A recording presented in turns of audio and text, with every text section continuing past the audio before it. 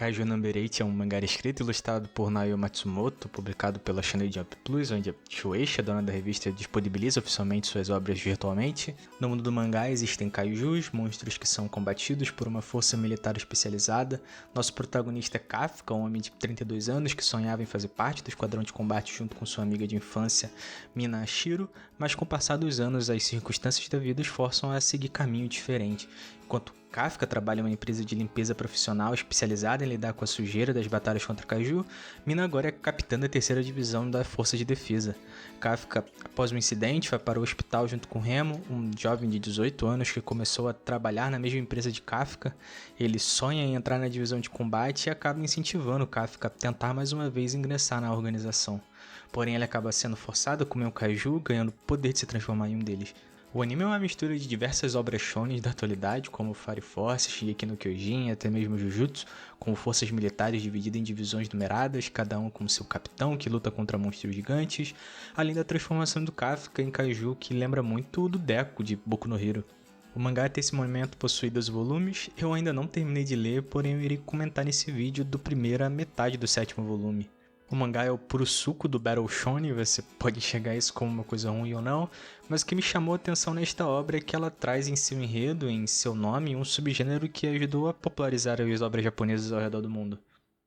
Kaiju vem do japonês Ju, que significa fera, besta, animal selvagem, uma criatura que não é capaz de viver no contexto social humano, mas que existe na natureza. E o Kai significa alterado, modificado e distorcido. O ideograma utilizado para escrever o Kai é frequentemente utilizado em termos que representam monstros e assombrações, ou seja, muitos elementos do sobrenatural japonês possuem essa grafia. Então, o Kaiju é um animal que em algum momento sofreu algum tipo de modificação que o diferencia do resto de sua espécie. Ele não consegue conviver com outras criaturas, entretanto possui uma função natural que só ele pode exercer. O termo Kaiju já era visto em diversas obras japonesas teatrais, mas o termo, como o conhecemos hoje, está ligado intrinsecamente ao primeiro filme americano King Kong de 1933, que fez um grande sucesso no Japão. E nesse filme inspirou o que é provavelmente o primeiro longa de kaiju já produzido, Edo ni Arawareta King Kong. Sua tradução livre seria algo como King Kong surge em Edo, lançado em 1938, que infelizmente foi perdido durante a Segunda Guerra Mundial. Mas o termo kaiju tornou-se popular com o lançamento do filme do Godzilla de 1954. Os filmes do Godzilla têm toda uma temática de conscientização de energia nuclear e armamentista. Eu diria que é ainda mais importante a visão de como o Japão enxerga os desastres naturais e os problemas agravados pela intervenção humana, porém o conceito de kaiju vai se atualizando conforme o contexto político-social. O mangá começa com um kaiju atacando uma cidade que fica no centro metropolitano de Tóquio, com poucos diálogos, nos é apresentado como funciona a ação de proteção da cidade. Eles controlam a evacuação, observam a possibilidade de tsunami, coisas que, apesar de não serem exploradas no decorrer do mangá, ainda está presente. O Kaiju é rapidamente eliminado pela força de defesa e assim somos apresentados a Kafka, o protagonista. Seu nome muito provavelmente foi inspirado em Franz Kafka, escritor alemão considerado um dos maiores autores do século XX. Apesar disso, Kafka do mangá é de longe um personagem kafkiano, personagens ou situações confusas, ilógicas e opressivas. A única coisa que podemos dizer que possui alguma inspiração no autor alemão além do nome é a transformação do herói do mangá, que lembra uma barata, o que ocorre de forma análoga ao protagonista da obra A Metamorfose, um dos livros mais famosos do escritor, mas sua personalidade é de um herói shonen genérico da atualidade, infantil determinado, que luta pelos seus amigos. No entanto, ele mostra insatisfação com seu trabalho, decepcionado consigo por não ter correspondido à sua amiga que conseguiu realizar o sonho que antes era dos dois. Outro personagem que ganha um certo destaque é Reno, um jovem de 18 anos que se torna o melhor amigo do protagonista. Ele começa a trabalhar na mesma empresa de limpeza de Kafka para ganhar conhecimento da anatomia dos kaijus, porque é algo que costuma cair na prova de admissão da força de defesa. Ele é apresentado quase como antagonista inicialmente, com desdém pelo protagonista por não ter conseguido e principalmente desistido de ingressar na força militar que combate os kaijus. Entretanto, sua personalidade se torna amigável e até protetora em relação ao seu Kohai, que apesar de ter sido destratado, o ajuda em seu trabalho. Ao final de seu primeiro dia de trabalho, Ren agradece Kafka por ter ajudado e meio que ele serve de impulso para o protagonista tentar mais uma vez ingressar nas forças de defesa. Mas durante a despedida eles são atacados por um kaiju, porém são salvos por Mina Ashiro, capitã da 3ª divisão da força de defesa e amiga de infância de Kafka, que irei desenvolver mais à frente. Kafka e Ren vão para o hospital. No meio de seu discurso de protagonista shonen, reforçando que iria tentar mais uma vez realizar seu sonho, surge um pequeno kaiju no formato de um mosquito, fala que achou quem estava procurando e o força o protagonista a engoli-lo. Reno vai verificar o que está acontecendo e assim nos é apresentada a transformação do protagonista em kaiju. Eles fogem do hospital porque parece um senhorzinho que fica assustado com a forma kaiju de Kafka, e o anime apresenta essa premissa inicial. Kafka tem essa forma de kaiju, porém ele quer entrar na força de defesa, o que faz ele precisar esconder esse poder que até então nunca tinha sido registrado, e Ren é o personagem que ajuda o protagonista a fazer isso. Kafka, em sua primeira transformação, tem dificuldades em voltar para sua forma humana, e é durante a sua fuga do hospital que nos é apresentado seus poderes. Ele consegue sentir a presença de kaijus, parece ter uma super audição, e é durante uma cena que é até brutal. Uma menina se nega a deixar a mãe, que está com os dedos todos quebrados debaixo dos escombros, implorando para o kaiju não matar sua filha. É quando Kafka aparece com um soco para salvá-la. Ele elimina rapidamente o kaiju, Reno implora para Kafka abandonar o local antes da força de defesa chegar, e é nesse momento que nos é revelado o objetivo do personagem. Mina Ashiro, amiga de infância de Kafka, quando criança tem sua casa destruída e perde sua gata em um ataque de kaiju. Nesse dia, ela e Kafka prometem que iriam entrar na força de defesa juntos, porém Kafka não consegue ingressar na instituição. Desde então eles não se falam, e é com essa lembrança, com sua vontade de se juntar a ela, Kafka retorna à sua forma humana. A partir daqui é isso que move o personagem, ficar ao lado dela. Quando criança, aparenta ser uma menina gentil e determinada. Agora, como capitã da 3ª divisão, é uma mulher de poucas palavras. Os únicos momentos que vemos sua expressão mudar é quando pensa e observa o protagonista. Ela é idealizada por praticamente todos os personagens masculinos. É forte, quase um símbolo pela luta contra o kaiju pela mídia. Ela geralmente é vista com um traje de combate da força de defesa, que foi pensado pelo autor para ela.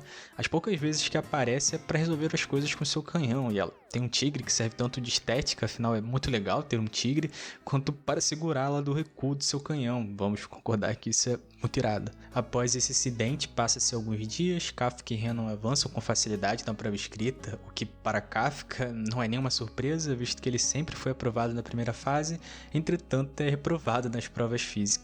E é durante o exame físico que eles conhecem Kikuru Shinomiya. Ela é arrogante, ousada e confiante. Eu diria que é a mais foda dos personagens iniciantes que ingressam na tropa. Como todo personagem no mangá, aparenta inicialmente ter uma inimizade com Kafka, porém isso muda rapidamente quando Kafka mostra pra ela que também é forte. A dinâmica que Kafka tem com os personagens é muito bacana, eles tratam ele como um tiozinho, visto que a maioria dos personagens tem 18 anos, e o anime tem um funcionamento de shonen, amizade, um por todos e todos por um. Shinomiya é a personagem que mais tem desenvolvimento depois de Kafka. Ela é filha do diretor-geral das Forças de Defesa, que a treinou desde criança para lutar contra kaijus.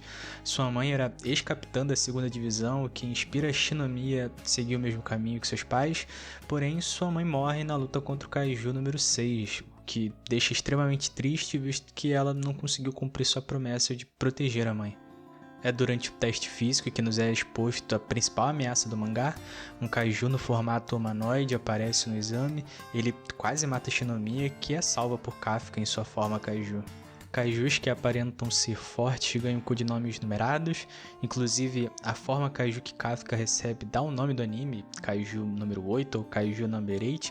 Eu não sei se é intencional, mas parece ser um trocadilho para Kaiju Eiga, que significa filme de kaiju. Esse kaiju humanoide também é visto como uma ameaça e recebe o nome de Kaiju número 9. Ele é parecido com Kafka em seu conceito, ele é um kaiju que possui um corpo humano, mas diferente de Kafka, o kaiju toma o controle do corpo. Enquanto Kafka ganha força e velocidade, o kaiju número 9 apresenta uma diversidade de poderes, dispara projéteis da ponta dos dedos, consegue se multiplicar, aparenta controlar os kaijus padrões e consegue revivê-los. A Força de Defesa, como qualquer organização militar, possui suas hierarquias, suas divisões de inteligência, que não são exploradas além de quantificar o nível de poder dos adversários, como qualquer outro shonen. Os capitães são os membros que conseguem atingir os maiores índices de capacidade, apesar do anime mostrar que isso depende do estilo de cada personagem. O vice-capitão, Soichiro Hoshina, é um exemplo disso. Ele é um dos personagens que mostra atingindo os maiores índices de proficiência com seu traje, que eu irei falar mais à frente. Apesar disso, ele não consegue lidar com kaijus de porte maior. Ele se diz o combatente mais forte da terceira divisão no combate corpo a corpo, mais que sua capitã. No entanto, Mina possui maior proficiência com armas de fogo. Inclusive, Soichiro levanta toda uma questão sobre sua efetividade na tropa, visto que suas habilidades não são tão eficientes na atualidade. Ele é um gênio com armas de curto alcance, mas com o advento das armas, seu talento não é tão rentável. Ele provavelmente seria considerado um prodígio na era Edo de seu mestre. A obra segue ideias que estão se popularizando, assim como o Jujutsu utiliza energia amaldiçoada para combater maldições, eles ajustam a força de seus inimigos a seu favor. Seus trajes são feitos com fibras de kaiju que dão um boost na capacidade física do usuário, dependendo da porcentagem que o personagem consegue extrair do uniforme. Nada mais é do que a medição de nível de poder dos personagens. Com partes do corpo de kaijus são feitas armas que vão desde espadas, machados, luvas e até canhões. Eles parecem conseguir implementar partes de kaiju e utilizar as habilidades únicas deles. Um exemplo disso é o capitão da primeira divisão, que tem um olho capaz de ver segundos no futuro. Claro que nem todo mundo consegue utilizar essas coisas, depende da resistência física dos personagens. Os personagens da força militar que ganham destaque são muito carismáticos. Mina, o vice-capitão da terceira divisão, que lembra muito Levi de Shingeki, o capitão da primeira divisão, até mesmo o pai de Shinomiya. Mas o mangá não utiliza a temática kaiju de uma maneira que consiga destacar o anime. Dois dos filmes que eu mais curti nos últimos anos têm essa ideia. O primeiro é Shin Godzilla, que pelo nome você irá pensar que é um filme sobre monstro gigante. Entretanto, é um filme sobre a ineficiência dos líderes políticos com relação a desastres naturais no Japão. Outro filme que merece destaque é Godzilla Minus One, que é praticamente um filme sobre a guerra, o nacionalismo e a valorização da vida. Entretanto, como shonen de batalha, o mangá é muito bom, não tem nem meia página de respiro, é luta atrás de luta. Apesar disso, eu não achei o ritmo de desenvolvimento da história acelerado, os personagens que ganham destaque têm um bom desenvolvimento. Os shonens que conseguem se destacar e furar a bolha tendem a possuir ritmos mais frenéticos. Sinto que todo o conteúdo voltado para adolescentes está pendendo para este padrão. Consigo notar esse movimento desde muito antes, no arco político de Shingeki no Kyojin, por exemplo, que é um dos melhores arcos do mangá para mim. Já se notava uma insatisfação do público em geral, e agora com Jujutsu Kaisen também pode-se notar isso. Não é à toa que hoje em dia eu vejo muitas críticas opostas reclamando que o autor não termina nunca esse momento do mangá, que eu enxergo como um reflexo do público que consome a obra. Kaiju Number 8, como um shonen de luta, é muito divertido, tem personagens carismáticos, lutas legais e frenéticas, porém não consegue utilizar a premissa de kaiju de uma forma que se sobressaia. Apesar disso, por ser um mangá de ação e ter mistérios ainda não resolvidos, tem potencial de melhorar muito e o fator diversão é o que conta. Oi, eu sou o Forger. Se você gostou do vídeo, deixa seu like, se inscreve no canal, assim você estará me ajudando demais. Muito obrigado por assistir até aqui. Valeu!